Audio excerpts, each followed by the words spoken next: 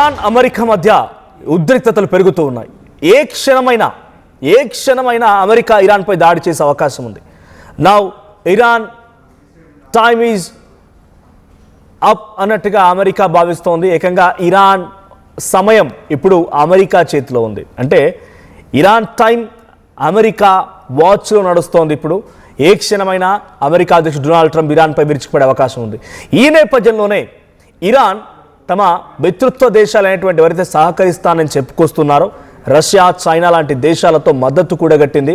ఇప్పుడు మీరు చూస్తున్న ఆ విజువల్లో ఆ యుద్ధ విమానాలు తీసుకువెళ్ళేటువంటి ఆ నౌకలు అన్నీ కూడా పెద్ద ఎత్తున అలజడి సృష్టిస్తున్నాయి. సౌత్ ఆఫ్రికా సముద్ర జలాల్లో రష్యా, చైనా, ఇరాన్ యుద్ధ నౌకలు విన్యాసాలు చేస్తూ ఉన్నాయి. ఆ విజువల్స్ మీకు ఆర్టీవీ స్క్రీన్పై ఎక్స్క్లూజివ్గా చూపించే ప్రయత్నం చేస్తున్నాను. సో యాంటీ అమెరికా పాలసీ అమలు చేస్తున్నారంటూ సౌత్ ఆఫ్రికాపై ట్రంప్ సీరియస్ అవుతున్నారు.